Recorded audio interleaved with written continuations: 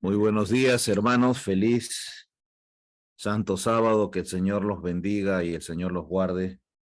La experiencia de la Iglesia Valdense es una experiencia que el Señor nos ha llamado a imitar en este tiempo. Vamos a entrar en la lección de escuela sabática. ¿Cuántos han estudiado la lección? Aquí, a ver, tus manitos. No, no, no, no, no, no. Ya. Mi mamá sí estudió su lección. Ahí la hermana Celide también nos levanta la mano, estudió su lección. Muy bien, hermano. ¿Alguien más estudió la lección ahí? Los que están conectados, levante su manito, a ver. Solo la hermana Celide.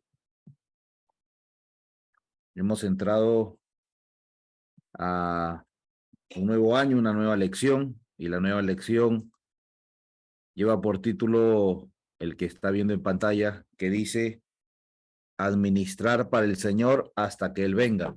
Y con eso ya entendemos de que la lección de escuela sabática tiene un tema central que es la mayordomía, la manera como administramos. ¿Administrar qué? Lo vimos la semana pasada. Nuestro cuerpo, nuestro tiempo, nuestros tesoros. ¿Qué más era?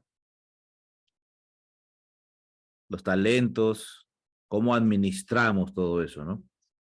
La semana pasada, por ejemplo, había un día que decía que Dios es el dueño y que cuando nosotros nos hacemos hijos de Dios, entonces le pertenecemos a Él. Adán no era el dueño de la tierra, era el administrador o el mayordomo de la tierra. Ese puesto de representante de la tierra le fue quitado por Satanás, pero es el segundo Adán quien recupera ese puesto y nos trae salvación. Hoy el título de la lección es Los pactos de Dios con nosotros, los pactos de Dios con nosotros. Y el versículo de memoria se encuentra en el libro de Deuteronomio, capítulo 28, versículo 1 y versículo 2. ¿Ok? Deuteronomio 28, 1 y 2. Si le doy la oportunidad a alguna hermana que quiera participar. Deuteronomio capítulo 28, versículo 1 y 2. Y dije hermana porque son las que participan, ¿no? Las hermanas. Difícilmente ha habido un hermano que diga el versículo de memoria. El versículo está algo largo, así que quizás no lo aprendieron esta semana. Yo sí. Hermana Celie, dígalo por favor. Feliz sábado, hermano. Feliz Hermanos. sábado, mi hermana. Bueno, está un poco largo y he hecho el esfuerzo, porque Copies. ese es mi reto. A ver, dice, si obedeces cabalmente la voz del Señor tu Dios para cumplir todos sus mandamientos que te prescribo hoy, el Señor tu Dios te exaltará sobre todas las naciones de la tierra. Además, todas las bendiciones vendrán y te alcanzarán si obedeces al Señor tu Dios. Amén. Deuteronomio 28, 1 y 2. No sé si lo dije en el orden, pero Muy bien, hermana. he hecho el esfuerzo. Gracias. Que el Señor la bendiga. Amén. ¿Alguien más quiere participar? ¿Una persona más? Aquí. Bien. Vamos a entrar de lleno a la lección, ¿ok? La introducción de la lección nos habla de dos clases de pactos. El pacto bilateral y el pacto unilateral. Cuando hablamos de un pacto bilateral, ¿qué significa bilateral? O bi, que es entre dos, ¿verdad? Yo te doy esto si tú cumples esto. Ese es un pacto, ¿no? Vamos a poner 50-50 y vamos a lograr esto y dividimos un pacto, un contrato, si quieren utilizar otra palabra. Ese es un pacto bilateral, donde dos partes se comprometen a cumplir algo para que se se pueda lograr el objetivo, ¿verdad? Bilateral. Por otro lado está el pacto unilateral. Y el pacto unilateral, como lo dice el inicio de la palabra unilateral, es de uno. Es decir, que en esta clase de pacto, hagamos lo que hagamos o dejemos de hacer, la parte que se compromete al pacto unilateral va a cumplir lo que prometió, independientemente de las acciones de las otras partes. En este caso, como es unilateral, no existe otras partes. Dios lo cumple, sí o sí. Y en la introducción de la lección nos habla de que Dios ha hecho pactos bilaterales y unilaterales con nosotros. Y dentro de los ejemplos de los pactos unilaterales que Dios hizo con nosotros, le estoy proyectando lo que dice la lección primero, ¿ok? La lección nos proyecta de que, por ejemplo, las estaciones que Dios prometió después del diluvio, las estaciones es un pacto unilateral, es decir, que Dios lo va a cumplir sí o sí, independientemente de lo que hagamos. Independientemente de lo que el hombre haga, va a salir el sol en la temporada que tiene que salir, va a llover en la temporada que tiene que llover, eso Dios lo va a cumplir, sí o sí. Eso es un pacto unilateral. No depende de lo que nosotros hagamos, ¿ok? En el pacto bilateral sí depende, hay condición. Si tú haces, yo hago, ¿ok? Si tú no haces, yo tampoco hago, ¿verdad? Ese es un pacto, ¿no? Usted dice, tú me das el dinero, yo te doy lo que te ofrecí. Tú vienes a casa y yo te doy esto. Diferentes clases de pacto que podemos nombrar. Bien, dicho esto, hoy la lección de escuela sabática, hoy hacemos el resumen de esta lección titulada los pactos de Dios, ¿ok? Y vamos al día domingo titulado el pacto de salvación, el pacto de salvación. Ya que la mayoría de los que están aquí no han estudiado la lección, quizás ni lo tienen, yo no voy a citar más la lección porque sería, igual no lo han leído, entonces vamos a ir de frente a repasarlo, ¿ok? Yo les iba a preguntar, por ejemplo, ¿qué dice la lección en cuanto al pacto de salvación? Y sería una pregunta, que no tiene razón de ser. Más bien le preguntaría a ustedes qué concepto tienen del pacto de salvación. ¿El pacto de salvación es un pacto bilateral entre dos, entre Dios y el hombre, o es un pacto unilateral?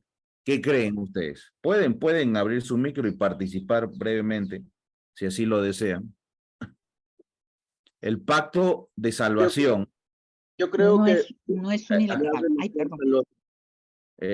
Andresito, por favor, no te escuchamos bien. Digo, yo creo que uno le abre la puerta al otro. Un pacto le abre la puerta al otro pacto. Cumples uno y abres la puerta al otro. A ver, súbele un poquito de volumen, Oscar, por favor. Ya, eso nos dice, en este caso, Andrés, ¿cuál estaría primero? ¿El unilateral o el bilateral? El unilateral le abre la puerta al bilateral. Ok, sí. Y ahora quizás algunos no están entendiendo la respuesta de Andrés, pero Andrés lo que nos está diciendo es que en el pacto de salvación, que en este caso, primero hay un pacto unilateral y después hay un pacto bilateral, y que uno le abre la puerta al otro, que me parece que una buena respuesta, ¿ya? Para desplayarnos. Hermana Celide, usted también nos dijo algo. Sí, yo lo que quería decir era que el pacto de la salvación no es unilateral, es bilateral. Ok, o sea, entre Dios y nosotros. Podría preguntar algo, hermana Celide. Si el pacto de la salvación es bilateral, ¿dónde se llevó a cabo en principio el pacto de salvación? En el sacrificio de nuestro Señor Jesucristo en la cruz. Bueno, ahí se ejecutó, pero ¿dónde se hizo el pacto? Ya, es cuando Dios graba la ley en nuestro corazón. ¿Dónde En el Sinaí, bueno, en el monte. bueno, no necesariamente. Alguien escribió aquí, quizás hay una respuesta. No, dicen hermano, feliz sábado. Ah. El pacto de salvación, el pacto donde Dios se compromete a salvar al hombre, ¿dónde se hizo ese pacto? En el ¿Dónde? Edén. Ahora, se dan cuenta que la hermana Celide va retrocediendo en la cruz, en el Sinaí, en el Edén. Vamos a preguntar más para que retroceda más. Es en el Edén donde recién se junta Dios con el hombre para decir, bueno, vamos a hacer un pacto, o ya existía ya un plan. No, el plan de la redención ya existía antes de que Adán y Eva desobedecieran. Por eso les decía que la respuesta de Andrés, bueno, se acomoda a lo que yo voy a exponer, porque no necesariamente voy a decir que lo que yo digo es lo que tiene que ser. Podemos leer el mismo texto y podemos entenderlo de diferentes maneras, muchas personas. Y dentro de la tolerancia cristiana uno tiene que saber entender que uno entiende diferente según su experiencia. Entonces, por eso yo decía que en la respuesta de Andrés está en más concordancia con lo que yo creo. Por eso digo lo que yo creo, pero lo voy a mostrar con la escritura. Lo primero que vamos a ver es dónde se lleva a cabo el pacto de salvación y en qué momento. ¿Cuándo es que Dios decide que salvaría al hombre si peca? ¿Cuándo? Ahora alguien dirá, pero ese no es un pacto, el pacto recién es cuando Dios lo hace con el hombre en el Edén. La Biblia dice en el libro de Romanos, capítulo 5, versículo 8, mas Dios muestra su amor para con nosotros en que siendo aún pecadores, Cristo murió por nosotros. La Biblia dice de que la redención nuestra fue dada aún cuando éramos pecadores, aún cuando éramos pecadores.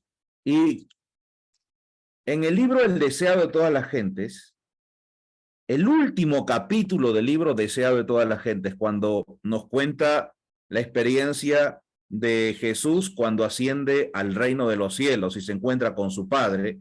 Él es despedido por sus discípulos, y miren qué es lo que dice la sierva del Señor, no sin antes leer aquí una respuesta de Betel. Él nos dice que es unilateral en el cielo entre Dios y la deidad, Padre, Hijo y Espíritu Santo. Y justo Él nos da esta respuesta y vamos a leer esta cita porque esta cita fortalece la respuesta que se nos ha dado. Miren, ahí empieza. Alguien podría decir, no es unilateral porque era entre ellos y son más de una persona, pero vamos a decir, Dios es el que hace este pacto al principio. Miren, dice, Jesús llega a los cielos, ¿ok? Estamos en el año 31, faltan 10 días para la fiesta del Pentecostés y Jesús asciende a los cielos, es despedido por los discípulos. Nos encontramos en los últimos versículos de Mateo 28 y en los primeros versículos del libro de Hechos. Ahí está esa historia. La sierva del Señor dice, entra a la presencia de su Padre. Jesús señala su cabeza herida, su costado traspasado, sus pies lacerados, alza sus manos que llevan la señal de los clavos, presenta los trofeos de su triunfo, ofrece a Dios la gavilla de las primicias, aquellos que resucitaron con él como representantes de la gran multitud que saldrá de la tumba en ocasión de la segunda venida. se acerca al Padre, ante quien hay regocijo por un solo pecador que se arrepiente.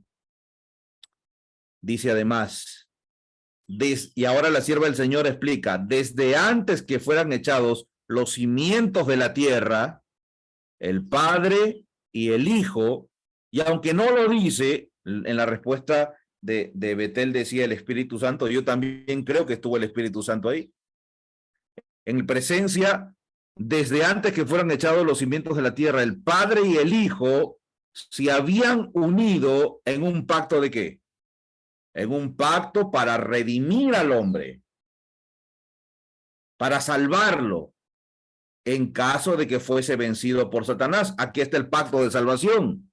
Habían unido sus manos en un solemne compromiso de que Cristo sería el fiador. ¿Qué es un fiador? Un fiador es una persona que responde por otra en caso de que la persona no pueda cumplir su obligación. Por ejemplo, un pago. ¿Ok? Dice además, habían unido sus manos en un solemne compromiso de que Cristo sería fiador de la especie humana. Cristo había cumplido este compromiso. Compromiso, y usted puede ver en el diccionario, compromiso, un sinónimo es un convenio o un pacto. Compromiso, sinónimo, convenio o pacto. ¿Ok? Aquí dice que Jesús sería responsable, el garante, el que paga la fianza. Este sería el Señor Jesús. Ahora, le pido que imagine la escena. Antes de la fundación de la tierra, antes que se pongan los cimientos de la tierra, la deidad se unió y en este caso el Padre y el Hijo se dieron la mano y dijeron, hagamos un pacto. Si el hombre falla, Jesús dice, yo voy a ir a la tierra para redimirlo. Eso es lo que está diciendo. Aún más, cuando sobre la cruz exclamó, cuando Jesús exclamó sobre la cruz, consumado es, ¿a quién le estaba hablando? ¿A quién se dirigía según la cita? Al Padre. ¿Y qué le estaba diciendo? ¿Qué significa consumado es? El pacto ha sido llevado plenamente a cabo. Jesús le estaba diciendo al Padre, cumplí el pacto. Yo dije que iba a venir a entregar mi vida y a pagar lo que el hombre no puede pagar, la culpa que tiene sobre la ley. Y entonces cuando Cristo cumple la ley de manera perfecta en toda su vida y muere en la cruz, él dice consumado es. En otras palabras, cumplí el pacto. El pacto había sido llevado plenamente a cabo. Ahora declara, Padre, consumado es. He hecho tu voluntad, oh Dios mío. He completado la obra de redención. Si tu justicia está satisfecha, aquellos que me has dado, quiero que donde yo estoy, ellos también estén conmigo. ¿Ok? Este es el pacto de salvación.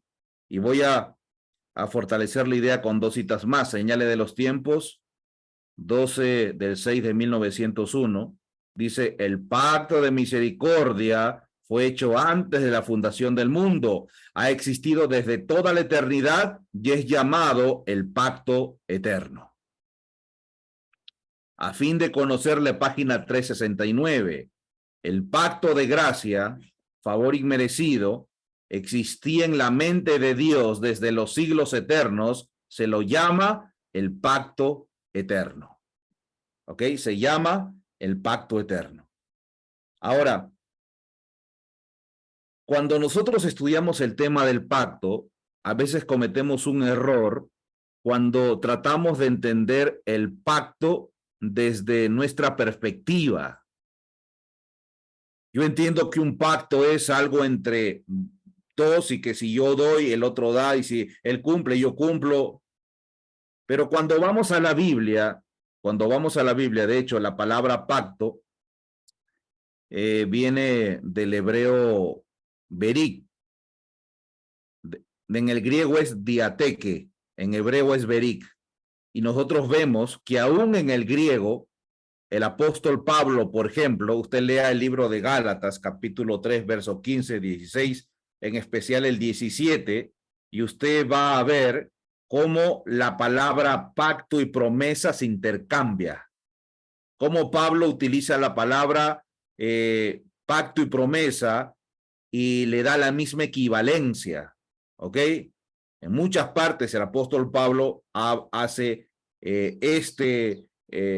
por así decir, juego de palabras, le da la equivalencia tanto a pacto como promesa. Y si usted va al hebreo Berik, de donde viene la palabra pacto, usted también podrá ver, y usted tiene la concordancia de Strong, vea de que Berik también se puede entender como promesa. De hecho, de esta manera es como lo entendieron los pastores Wagoner y el pastor Jones, porque ellos proyectaban el pacto eterno de Dios como un pacto unilateral.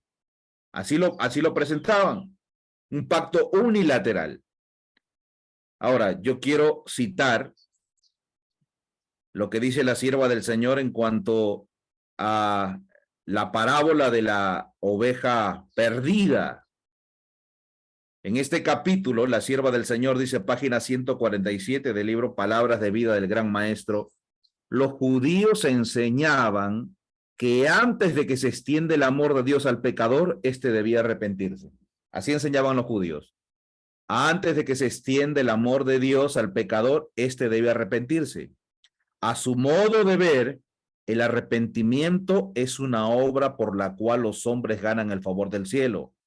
Y este fue el pensamiento que indujo a los fariseos a exclamar con asombro e ira, este a los pecadores recibe.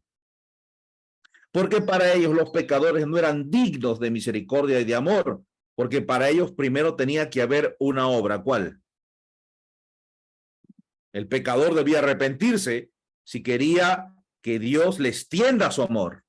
Y a veces nuestro pensamiento es exactamente ese. Yo me molesto con alguien porque hizo algo malo y no estoy tranquilo hasta que me pida perdón o disculpa. Porque cuando me pide perdón y disculpa, ahora sí entiendo que está arrepentido o arrepentida. Y ahora sí puedo extender misericordia.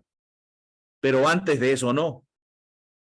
Esta era la visión judía, legalista, de los líderes judíos del tiempo de Jesús. Miren que dice aún más, de acuerdo con sus ideas, no debía permitir que se le acercaran sino los que se habían arrepentido. Pero en la parábola de la oveja perdida, Cristo enseña que la salvación no se debe a nuestra búsqueda de Dios, sino a su búsqueda de nosotros. No hay quien entienda, no hay quien busque a Dios, todos se apartaron, cita la Biblia. No nos arrepentimos para que Dios nos ame, sino que Él nos revela su amor para que nosotros nos arrepintamos. Bajo esta premisa, el acto de salvación y el pacto de salvación es un acto que empieza, o un pacto que empieza en el cielo, y es enteramente un pacto donde está trabajando la deidad solamente. El hombre no tiene nada que ver. El hombre no está ahí en el concilio de paz diciendo, bueno, yo estoy de acuerdo de que Jesús muera por nosotros si pecamos. Cronológicamente es imposible que esté ahí. No había sido creado. Cuando nosotros entendemos esto, podemos entender que la obra de la salvación es la obra del amor de Dios que trabaja de manera incondicional por nosotros. No es que Dios, porque el día de ayer yo obré mal, porque vi cosas que no debía ver, porque hablé cosas que no debía haber hablado, ahora Dios está molesto conmigo y está esperando que yo me arrepienta para que me ame. Al contrario, donde abundó el pecado, sobreabundó la gracia. Cuanto más pecadores somos, el Señor de manera más poderosa nos extiende sus lazos de amor y misericordia. La parte final de la cita dice, no nos arrepentimos para que Dios nos ame, sino que Él nos revela su amor para que nos arrepintamos. Porque el amor engendra amor. Y entonces Dios es presentado como que si de manera constante está mostrándonos su amor para que entendamos que nos ama.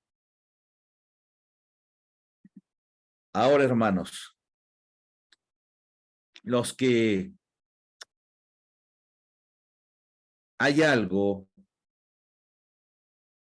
que el hermano tiene que hacer.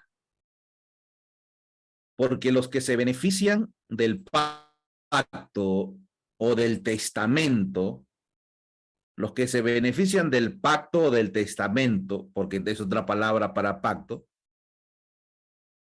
son aquellos que creen en el pacto, que aceptan. No sirve de que yo le diga a usted, vamos a hablar un poquito, por ejemplo, aquí en el Perú, en el tiempo de la pandemia, el Estado depositó a muchas personas, ¿saben qué le depositó? Un bono. Sabía que la gente no estaba trabajando, no estaba percibiendo un salario, estaban en cuarentena, entonces el Estado dijo, bueno, vamos a darle un bono. Y esto creo que se repitió en varios países. Y el Estado depositaba en la cuenta del banco de aquí, el Banco de la Nación, un dinero. ¿Ok? Y algunos decían, no creo que me toque, no creo que me den a mí. Pero algunos sí creían, iban y revisaban, ponían su documento de identidad y ahí estaba. El dinero ya está. El dinero lo depositaron para usted, pero usted tiene que creer y cuando usted cree, bueno, esa creencia le va a llevar a hacer algo más, ir a recogerlos si así desea. Entonces, Dios en el pacto que se inicia en el cielo nos da la salvación a pesar de lo que nosotros podemos decir o hacer. No es que podíamos hacer un plebiscito, como le llaman en política, o democráticamente podían todos los seres humanos decir, Señor, no queremos que Cristo muera por nosotros. Eso no podía ocurrir. El Padre y el Hijo se unieron y Cristo dijo, si el hombre peca, entonces yo voy a entregar mi vida por él. Yo voy a ser su garante, el fiador, el que paga su deuda. ¿Ok? Ahora, lo que tiene que hacer el ser humano, dice Juan 3:16, porque de tal manera amó Dios al mundo que ha dado su Hijo unigénito para que todo aquel que en él cree no se pierda, mas tenga vida eterna. Les pregunto, ¿hay algo que tenemos que hacer como seres humanos? ¿O no hacemos completamente nada y ya estamos salvados porque no tuvimos nada que ver en el pacto de salvación? ¿Hay algo que tenemos que hacer? En él. Y lo dice ahí, hay que creer en ese pacto. Hay que creer que Dios nos salvó. No estamos hablando, cuando presentamos este pacto que se inicia en el cielo, no estamos hablando de esto, de esta doctrina, esta herejía que es el universalismo. El universalismo enseña de que todos se van a salvar. Todos, hermanos. Usted piensa en el mayor tirano que ha existido en la tierra, el universalismo enseña que también se va a salvar. Usted piensa en el más tirano del universo, ¿quién es? Lucifer, convertido en el gran adversario de Satanás. El universalismo enseña que aún Satanás se va a salvar. Y el universalismo entró con fuerza ahora dentro de las filas del adventismo. Muchos predicadores, y no estoy hablando de la persona en sí mismo, sino de lo que enseña, y además esto es público. El hermano Oscar Sande, que enseñaba de salud y tiene muy buenos videos de salud, ahora enseña universalismo. Y cree que el lago de fuego es un proceso de purificación donde los que no aceptaron a Jesús ahora entrarán en el lago de fuego para purificarse, para después formar parte de los redimidos. Ellos tienen una interpretación equivocada de la oveja perdida. Por ejemplo, ellos dicen, ¿alguna oveja se perdió? Ninguna. Y entonces nadie se perderá. Esto es el universalismo. Nosotros no hablamos de universalismo. Nosotros estamos viendo que el texto quizás más conocido del cristianismo, Juan 3:16, tiene aquí y nos muestra lo que nosotros como personas tenemos que hacer. Y tiene que ver con la libertad de decisión que Dios nos ha regalado. Dios no te obliga a creer. Yo escuchaba a alguien, no recuerdo a quién, algo que sonaba muy lógico. Y decía que Dios es tan respetuoso de nuestras elecciones que eso hace de que Él no se presente de manera visible en el cielo y le diga, hijos, crean en mí y obedezcan mis mandamientos, porque esta manifestación física o visible de Dios ante todo el universo sería un argumento demasiado fuerte que los obligaría casi a creer. Pero Dios nos dice, crean. Trabaja todo el tiempo para que creamos. Y eso es lo que nosotros tenemos que hacer. Por eso yo digo, no es universalismo. Ahora, hermanos, este pacto entre el Padre y el Hijo, como lo dijo lo hemos leído en la sierva del Señor, no se quedó solamente en el cielo y no se quedó solamente en idea, porque el hombre pecó, ¿verdad? Y ahora el hombre va a llevarse los beneficios del pacto donde no tuvo nada que ver, donde era un pacto unilateral, ¿ok? Ahora este pacto es llevado a la tierra. El pacto es llevado a la tierra. Ahora sí, en el Edén, ahí inicia el pacto que Dios hace con el hombre, llamado el pacto de gracia, ¿ok? Llamado el pacto de gracia. Ahí inicia el pacto entre Dios y el hombre. El pacto de salvación, que se hizo en el cielo, el hombre no tuvo nada que ver, pero ahora se lo van a comunicar al hombre. Y se llama precisamente pacto de gracia. Miren qué es lo que dice la inspiración, Patriarcas y Profetas, página 340. Así como la Biblia presenta dos leyes, una inmutable y eterna, la otra provisional y temporaria, así también hay dos pactos. Lo está diciendo la sierva del Señor. El pacto de gracia se estableció primero con el hombre, ¿dónde? ¿Dónde se estableció? En el Edén. Ahora, dice aquí, se estableció primero con el hombre. ¿Ok? ¿Quién estableció el pacto? ¿Quién establece el pacto? Dios, ¿verdad?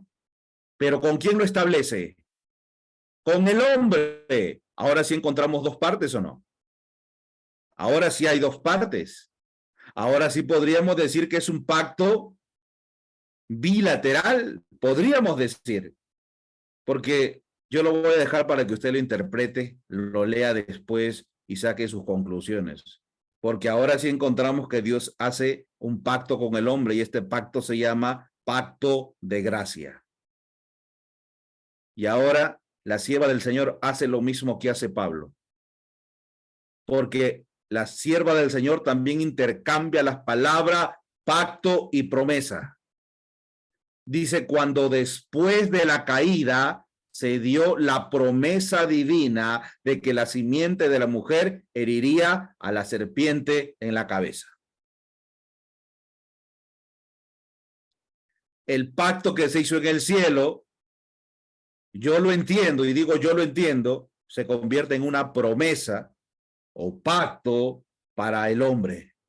Porque cuando usted va a la Biblia, en el libro de Génesis, en el capítulo 3, usted va a encontrar la historia de la caída. Y después de la caída, el hombre se esconde. cuando Dios lo llama y después aparece Dios y le dice, ¿qué hiciste? Y entonces Adán le dice, la mujer que me diste, y le dice a la mujer, ¿qué hiciste? Y la mujer le dice, la serpiente. Y entonces Dios dice, bueno, Adán, como has pecado, voy a hacer un pacto contigo. Si tú cumples, yo cumplo, y si tú no cumples, entonces yo no te salvo.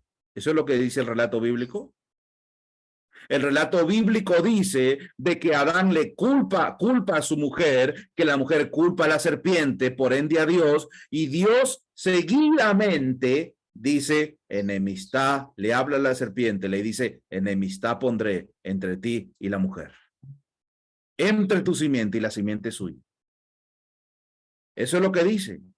Así que no encontramos de que Dios está, o Jesús en este caso está diciéndole, Adán, voy a hacer un pacto contigo, sentémonos, mira, tú tienes que aceptar las condiciones y entonces yo también haré mi parte, pero tú tienes también una parte que hacer. Lo que encontramos es que Dios, aun cuando Adán era pecador, es cierto lo que estoy diciendo, ¿no?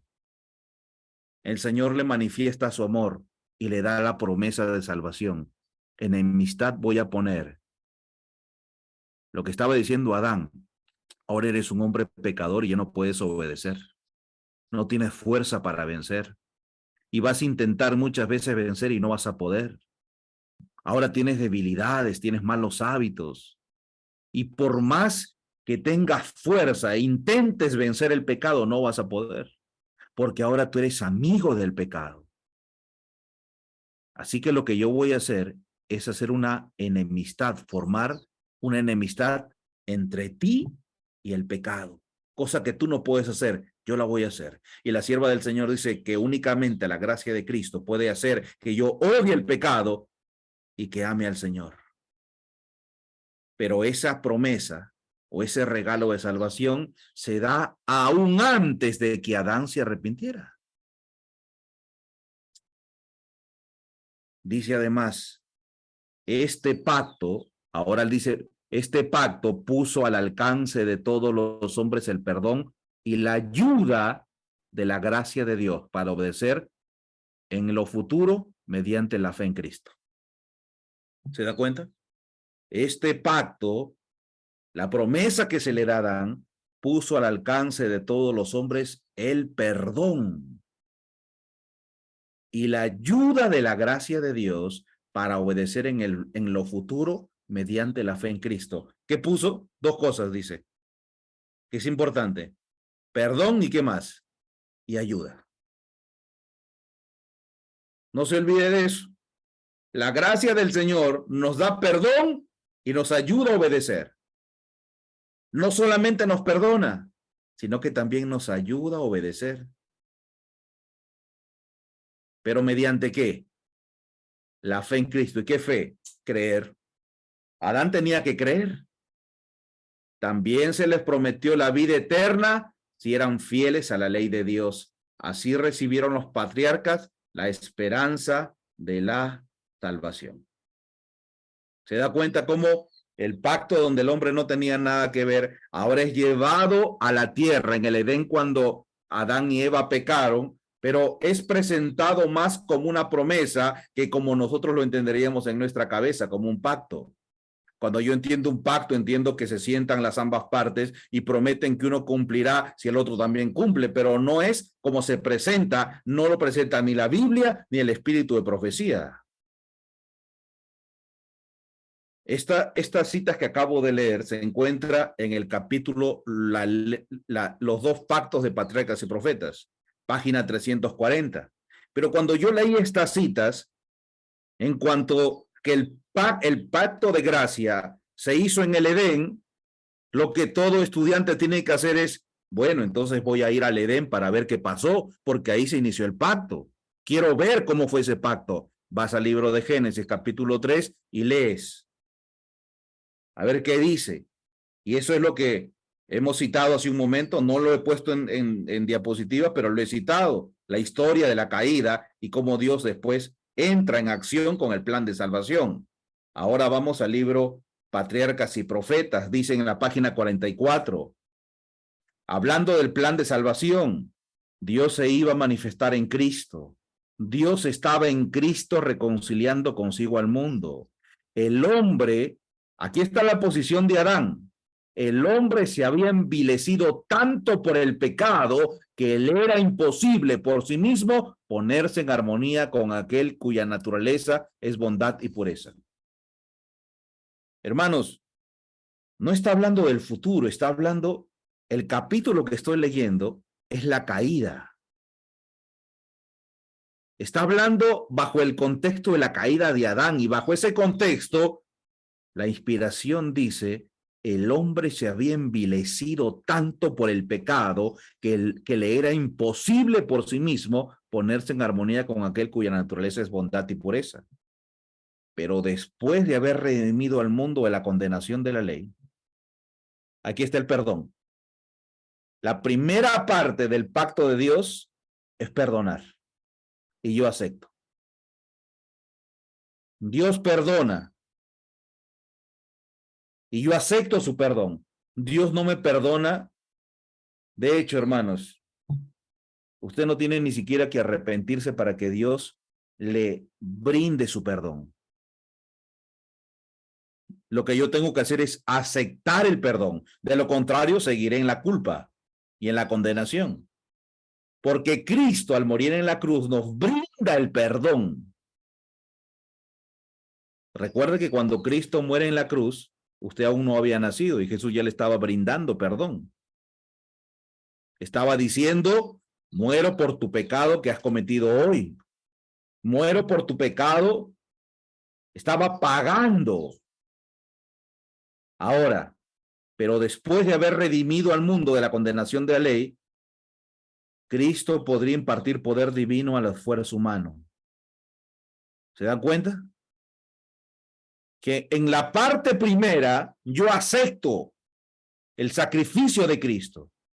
Señor, soy pecador. Señor, yo no puedo. Creo en ti. Y el Señor me perdona.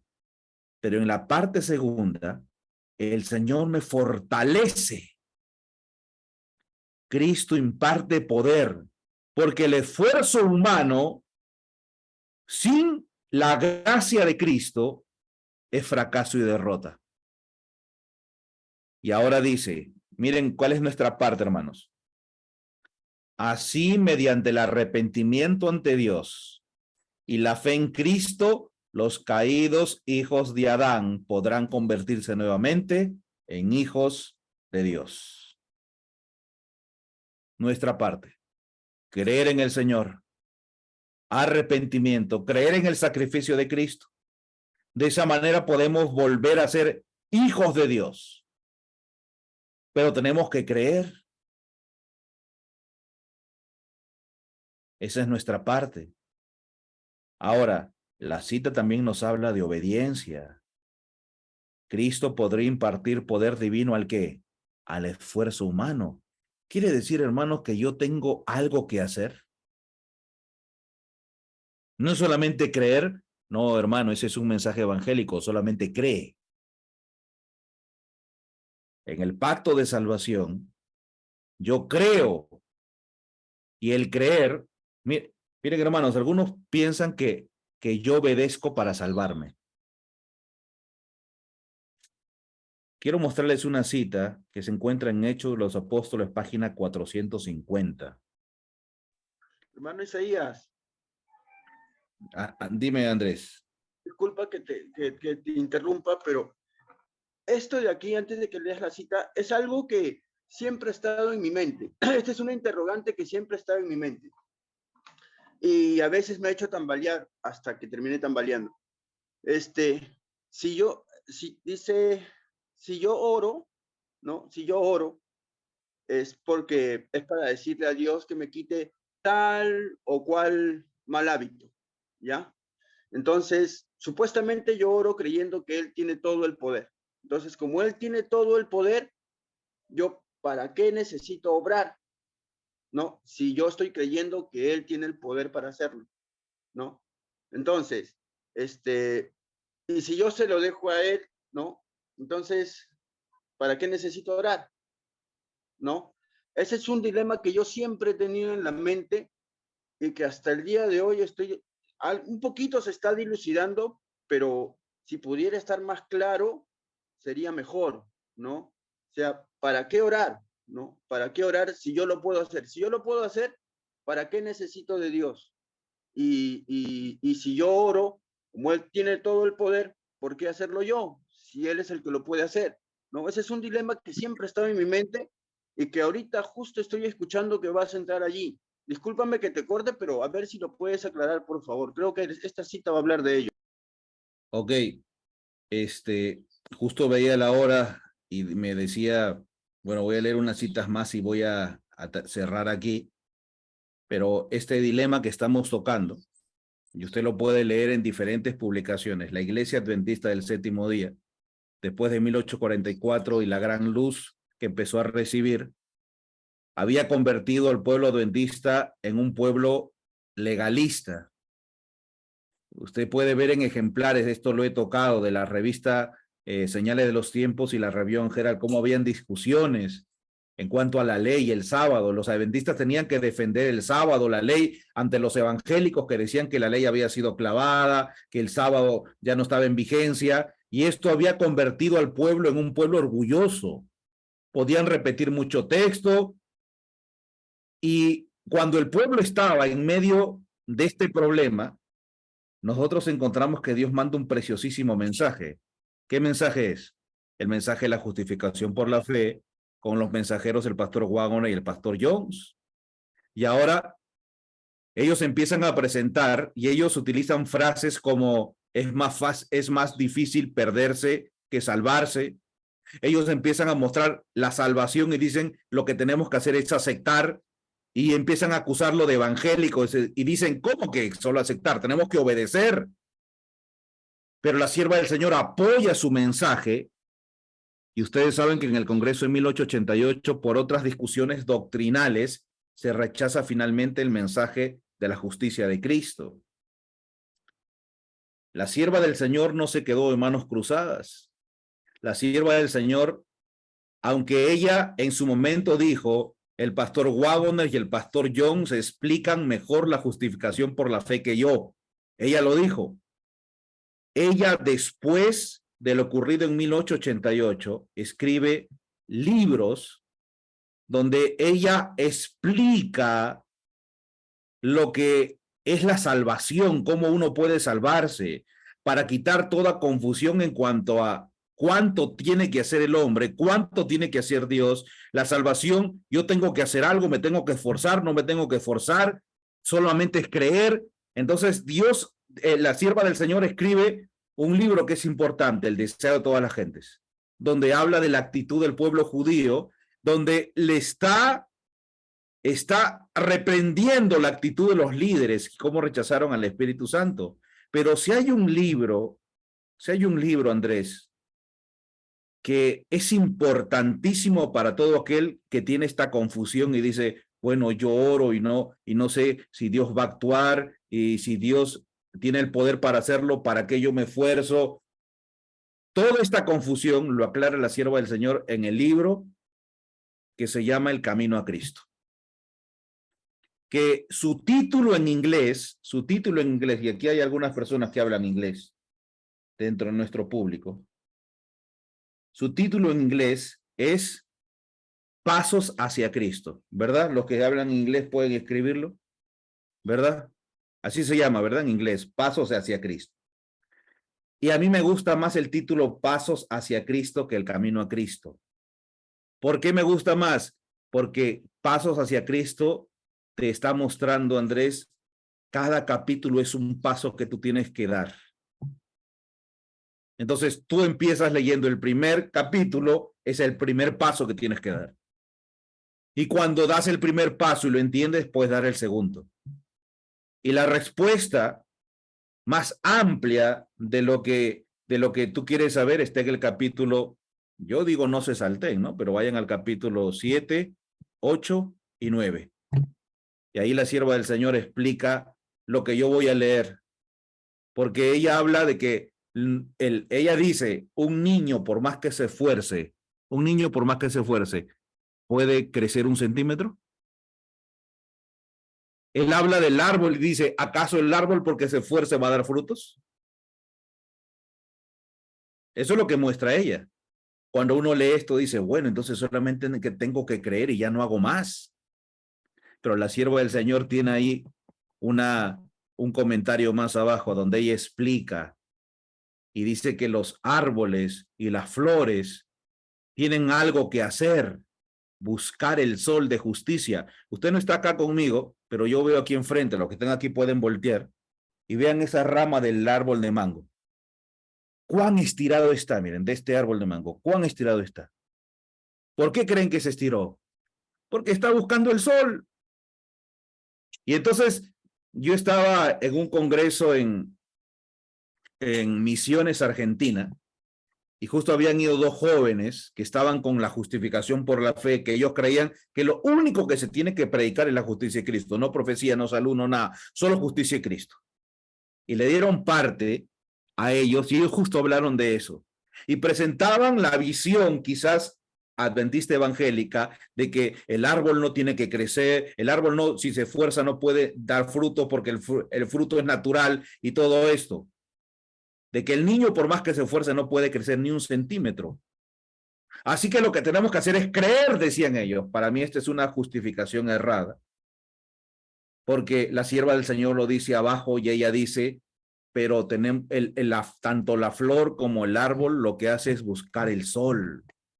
Y usted, el que vive en el campo y el que conoce un poquito de esto, se va a dar cuenta, las plantas buscan el sol y si no le da sol, estiran sus ramas. Porque tiene que buscar ¿qué? El sol.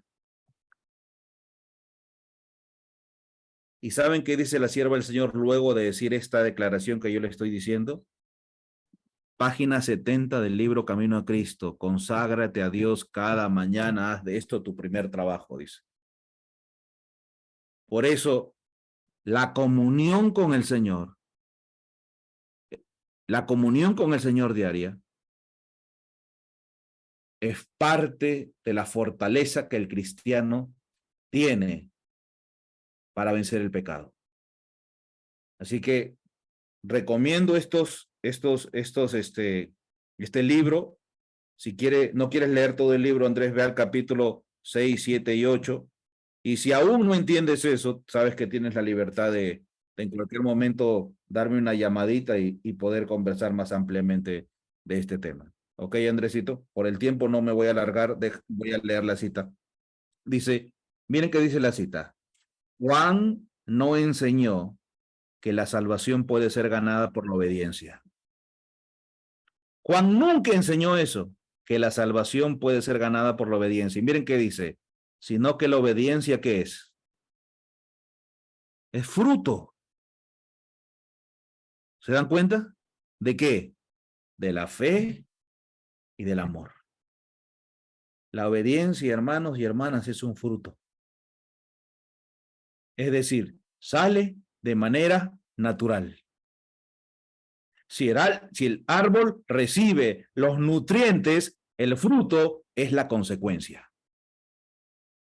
Y dice además, y sabéis que él apareció para quitar nuestros pecados y no hay pecado en él. Cualquiera que permanece en él no peca. Cualquiera que peca no le ha visto ni le ha conocido. Si permanezco en Cristo, si el amor de Dios habita en el corazón, nuestros sentimientos, pensamientos y acciones estarán de acuerdo con la voluntad de Dios. El corazón santificado está en armonía con los preceptos de su ley. Y ahora dice, muchos son los que, aunque se esfuerzan por obedecer los mandamientos de Dios, ¿tienen qué? Tienen poca paz y alegría. Esa falta en su experiencia es el resultado de no ejercer fe. Siempre vamos a caer en lo mismo. Caminan como si estuvieran en tierra salitrosa o en desierto reseco. Demandan poco cuando podrían pedir mucho, por cuanto no tienen límites las promesas de Dios. Y aquí hay un detalle más, que en esos capítulos que les dije van a encontrar las promesas de Dios. Es otro de los elementos que todo cristiano debe tener. Las promesas de Dios. Las promesas de Dios son, y la sierva del Señor lo dice, el aroma de las flores. Ningún cristiano puede vivir en paz sin las promesas de Dios. Las promesas son lo que nos da vida. Y si usted no aprende ninguna promesa, y entonces usted caminará siempre en una tierra salitrosa y desértica, en un valle seco. Esta será la consecuencia.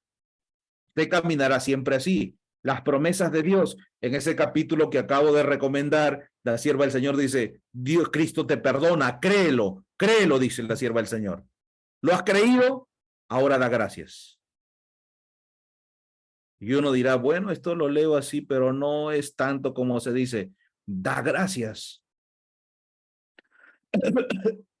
Y yo conozco el testimonio de alguien que leyó esto y dijo, bueno, yo gracias Señor porque me has perdonado, pero ahí nomás. Pero la sierva del Señor dice, agradece. Yo lo invito a usted que después de que lea de que el Señor lo ha perdonado, agradezca en la mente. Luego hágalo en voz alta, y hágalo por segunda vez, y hágalo por tercera vez, y diga, gracias Señor, porque si yo creo que he sido libre, entonces agradezco. Si no creo, no agradezco. Los tales, hablando de estos que tratan de obedecer la ley y tienen poca paz, los tales no representan correctamente la santificación que viene mediante la obediencia de la verdad. El Señor desea que todos sus hijos sean felices. ¿Lo cree usted? Y usted se preguntará, ¿y entonces por qué yo no soy feliz? ¿Por qué no tengo paz? Porque algo estamos haciendo mal. Dios desea que tú seas feliz. ¿Crees que lo desea? Algo estás haciendo mal. Porque si mi Padre desea eso, y Él tiene poder para hacerlo, ¿por qué entonces no soy feliz y lleno de paz? El Señor desea que todos sean felices, llenos de paz y obedientes. Mediante el ejercicio de la fe, el creyente llega a poseer esas bendiciones. Mediante ella puede ser suplida cada deficiencia de carácter, cada contaminación purificada, cada falta corregida, cada excelencia desarrollada. Ahora, si usted tiene el libro Hechos de los Apóstoles y usted quiere saber qué es lo que sigue, ¿sabe qué dice la sierva del Señor? A lo que sigue a esta cita, capítulo del libro Hechos de los Apóstoles titulado Transformados por la Gracia. La sierva del Señor dice, la oración es el medio ordenado por el cielo para tener éxito en el conflicto con el pecado y desarrollar un carácter cristiano. La oración es el medio ordenado por el cielo para tener éxito en el conflicto con el pecado y desarrollar el carácter cristiano. ¿Qué cosa? La oración. Y cuando yo leo esto digo, es que no oro lo suficiente. Tiene que orar. Pero si no siento ganas de orar, tiene que orar. Agarre su celular y ponga su alarma. 3 oraciones al día por lo menos. Y uno va a decir, pero voy a orar sin ganas, no lo haré de corazón. Fuerce su voluntad. Y diga, Señor, ayuda a mi incredulidad. Porque la sierva del Señor dice, la oración es el medio ordenado por el cielo para tener éxito en el conflicto con el pecado y desarrollar el carácter cristiano. ¿Y sabe qué dice después?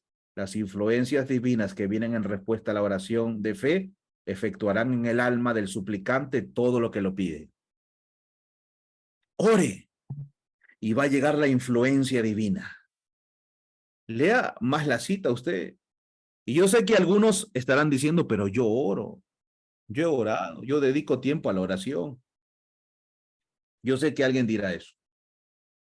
Por eso voy a poner mi cita final, que se encuentra justo en el libro Camino a Cristo. Camino a Cristo, hermano.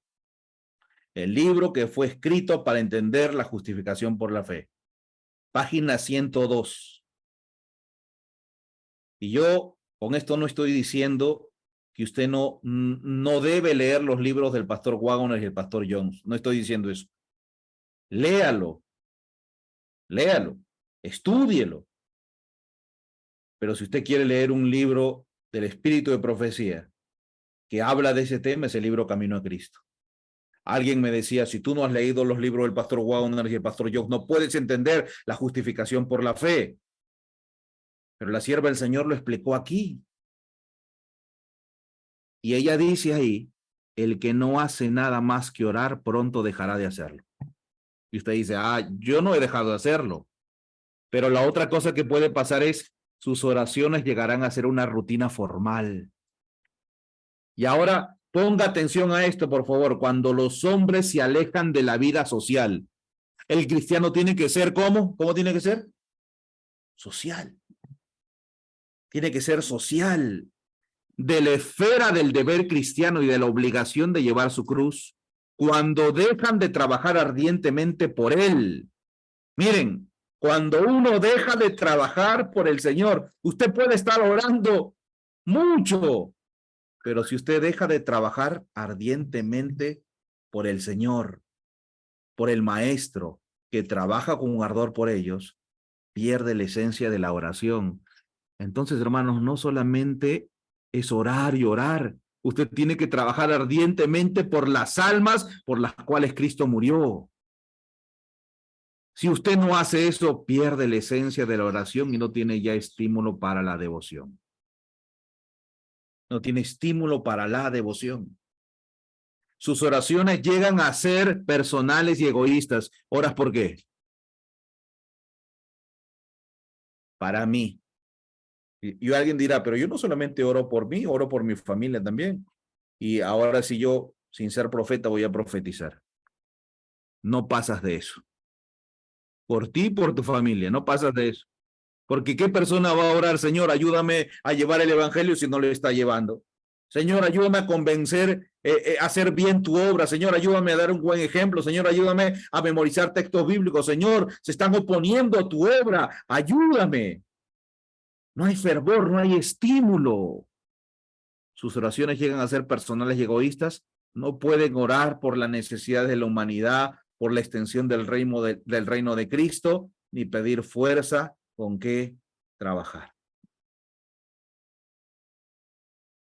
Ella dice, sufrimos una pérdida cuando descuidamos la oportunidad de asociarnos para fortalecer y edificarnos mutuamente en el servicio de Dios. El cristiano es sociable.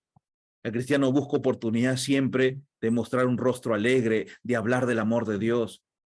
El cristiano no es un ermitaño, un antisocial, uno que busca su religión en su cuarto, meditando, orando. El cristiano busca oportunidad de compartir y cuando no tiene esa oportunidad, ora. Y cuando ve un corazón duro, ora más. Hermanos y hermanas, el tiempo ha avanzado. El tiempo ha avanzado. El Señor quiere que trabajemos por nuestra salvación. De hecho, en el capítulo Transformados por la Gracia, de Hechos de los Apóstoles, yo lo invito a leer. Ahí la sierva del Señor dice, la santificación no es obra de un momento, una hora o un día, sino de toda la vida.